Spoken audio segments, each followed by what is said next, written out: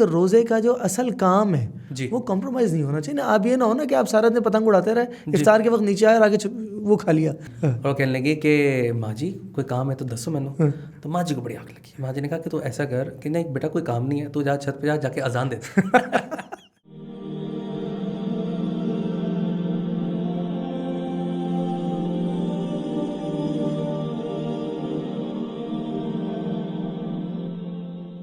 बिस्मिल्लाहिर्रहमानिर्रहीम। अस्सलाम वालेकुम। मैं हूँ अली उस्मानी और मैं हूँ हसन उस्मानी। मेरे साथ हैं अली उस्मानी जो कि हाफिज़ कुरान है और एक्सपर्ट हैं इस्लामिक फ़ाइनेंस में। आप चार्टर्ड अकाउंटेंट भी हैं। और मेरे साथ हैं हसन उस्मानी जो कि एक आलिम दीन है और डॉक्टर हैं इस्लामिक फाइनेंस में। और आप देख रहे हैं वी न्यूज़ का प्रोग्राम रमज़ान लाइफस्टाइल। इस प्रोग्राम में हम ना सिर्फ सोशल इश्यूज़ को कवर करेंगे बल्कि इस्लामिक इश्यूज़ को भी कवर करेंगे जिनका ताल्लुक़ रमज़ानुल मुबारक से है। यार हसन भाई, हमारे यहाँ बात होती है कि हमने मज़हब को बड़ा मुश्किल बना दिया है, और तो उसके बारे में आपकी क्या राय है? ये जामिया शरीफिया जामिया दारुल उलूम कराची के बहुत बड़े मुफ्ती थे, मुफ्ती महमूद अशरफ उस्मानी साहब रहमतुल्लाह अलैह जी। वो फरमाते थे कि दीन मुश्किल नहीं है, हमने इसे मुश्किल बना रखा है। तो हमने क्यों मुश्किल बना रखा है? मतलब जब इतना आसान दीन है तो हम लोग अमल क्यों नहीं करते इसके ऊपर? आप देखिए ना, आगे रमज़ान आ रहा है, आपके क्या गोल्स हैं रमज़ान के लिए? मेरा तो गोल है कि एक दफ़ा कोई अच्छा चमचमाटा हुआ सूट और जो है एक नेटफ्लिक्स की सीरीज़ रमज़ान से पहले।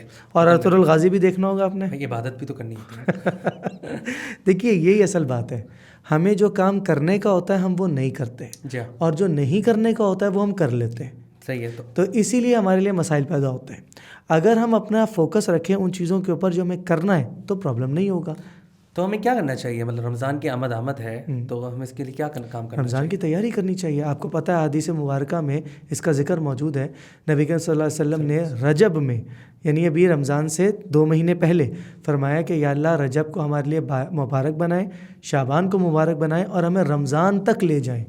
गौर फरमाइए ये कहने वाला कौन है? नबी करीम सल्लल्लाहु अलैहि वसल्लम। और कितनी प्यारी बात है कि उनकी आप एक्साइटमेंट लेवल चेक करें कि 3 महीने पहले से ये उनकी खुशी एक्साइटमेंट हो रही है कि हमने रमज़ान की तैयारी करनी है। और तैयारी क्या करते होंगे वो उसके लिए? देखिए ना, रमज़ान को सेलिब्रेटेड इवेंट है ना, उसको वेलकम करना चाहिए।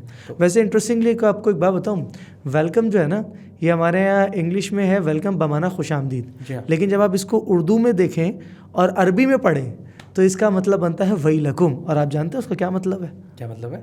तेरा सत्यानाश। तो भाई ये तो अच्छा वेलकम नहीं किया आपने मुझे ना।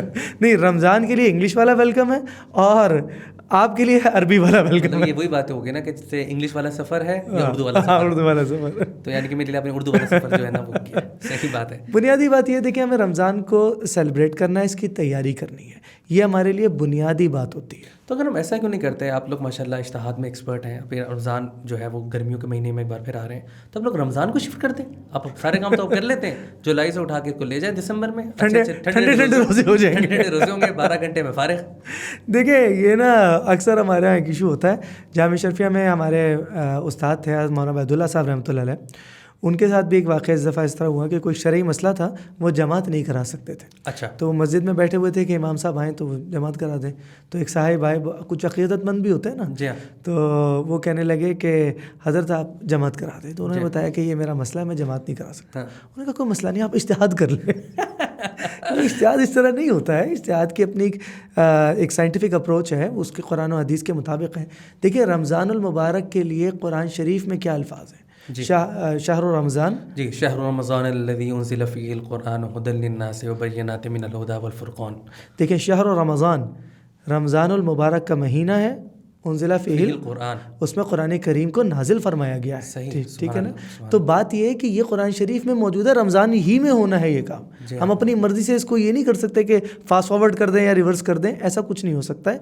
रमज़ानुल मुबारक अपने वक्त पर होगा, जो तरीक़ाकार है उसके साथ होगा। बिल्कुल सही बात है। और नबी करीम सल्लल्लाहु अलैहि वसल्लम की अगर हम सुन्नत देखें तो वो शाबान में किस तरह रोज़े रखते थे, ज़्यादा से ज़्यादा रोज़े रखते थे, ताकि वो कहते हैं कि किसी और महीने में उनसे इतने रोज़े रखना साबित नहीं है जितना रमज़ान शाबान में है। जी हाँ।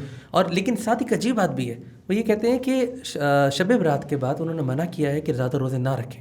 वजह क्या है कि अगर अभी ज़्यादा रोज़े रख लिए तो आपकी एनर्जी जो है वो कंज्यूम हो जाएगी, और जब एनर्जी कंज्यूम हो जाएगी तो असल इबादत है जो कि फ़र्ज़ है वो उसमें रोज़ा रखना मुश्किल हो जाएगा। बिल्कुल सही बात है। अच्छा गौर से देखें, बेसिकली रमज़ान मुबारक की गिनती की इबादतें हैं। भैया आपने रोज़ा रखना है, दिन में, जी। रात में नफली नमाज पढ़नी है, जी तरावियाँ हैं, बस यही है ना एक्स्ट्रा। जी बिल्कुल हम इसको छोड़ के ईद का जोड़ा, नेटफ्लिक्स का सूट, नेटफ्लिक्स की वेब सीरीज और मुख्तलिफ पता नहीं किन किन चक्करों में पड़ जाते हैं। इस चक्कर में ना मैंने नोट किया कि हमने ना मज़हब को बिल्कुल ड्राई भी कर दिया है। हम लोग ना इसमें कोई ऐसा नहीं अपील नहीं करते कि जिससे एक थोड़ा सा खुशी हो। जैसे ईद का मौका है तो ठीक है, अगर एक सूट बना लिया तो क्या हर्ज है, अच्छा नहीं, सूट बना ज़रूर बनाए, लेकिन उसके चक्कर में अपना पर्पस फौत ना होने देना। देखें भाई, सेलिब्रेट करें, हंसे बोले तो बहुत अच्छी बात है, अल्लाह ताला को भी पसंद है, नबी करीम सल्लल्लाहु अलैहि वसल्लम की सुन्नत से साबित है। बट पर्पस ये है कि रोज़े का जो असल काम है जी। वो कॉम्प्रोमाइज़ नहीं होना चाहिए ना। आप ये ना हो ना कि आप सारा दिन पतंग उड़ाते रहे, इफ्तार के वक्त नीचे आए और आगे वो खा लिया, इससे तो कोई हासिल नहीं हो ना। या आपने रोज़ा रखा, उसके बाद जनाब आप सारा दिन मूवीज़ देखते रह गए, तो उससे तो रोज़े का तो नहीं पता चलेगा। वो एक जो है ना, वो आप भी पिछले दिनों एक वो किस्सा सुना रहे थे ना, वो जो उन्होंने कहा था कि अजान दे आऊँ। हाँ, वो तो ये था कि पूरा दिन जो है वो माँ जी जो है ना वो मेहनत कर रही थी, रोज इफ्तारी की तैयारी कर रही थी। तो बहू जो है ना बिल्कुल 5 मिनट पहले आई और कहने लगी कि माँ जी कोई काम है तो दसो मैनू। तो माँ जी को बड़ी आग लगी। माँ जी ने कहा कि तू ऐसा कर कि नहीं बेटा, कोई काम नहीं है, तू जा छत पे जाके अजान दे तो बस बुनियादी बात यह है कि हमें इसको प्लान आउट करना चाहिए कि हमने रमज़ान को कैसे गुजारना है। जैसे न्यू ईयर रेजोल्यूशंस होती हैं, इस तरह रमज़ान की भी प्लानिंग होनी चाहिए। ज़बरदस्त बात है। मेरा ख्याल है हमें इस पे हम कंक्लूड करते हैं और आपके सामने नातिया 2-3 अशार जो है ना आपको सुनाना चाह रहा हूँ। ज़रूर। तो फिर हम इसको जो है ना वो करते हैं। इलाही तेरी चौखट पर भिखारी बन के आया हूँ, सरापा फ़ख्र हूँ, इज्ज़ो नदामत साथ लाया हूँ। इलाही तेरी चौखट पर भिखारी बन के आया हूँ, सरापा फ़ख्र हूँ, इज्ज़ो नदामत साथ लाया हूँ। हज़रत मुफ्ती तक़ी उस्मानी साहब की जो हमद है बिलाशुबा इस मौके के लिए बड़ी आइडियल है, क्योंकि हमें दरबार में तो हाज़िर होने जा रहे हैं रमज़ान में। ऐसे खूबसूरत अशार हैं इसके, दिल में एक एक लफ्ज़ का उतरता है कि कैसे बिल्कुल सही बात। अल्लाह ताला रमज़ान के हमारे लिए आसान करें आमीन। और सारे मामला जो है हो सके।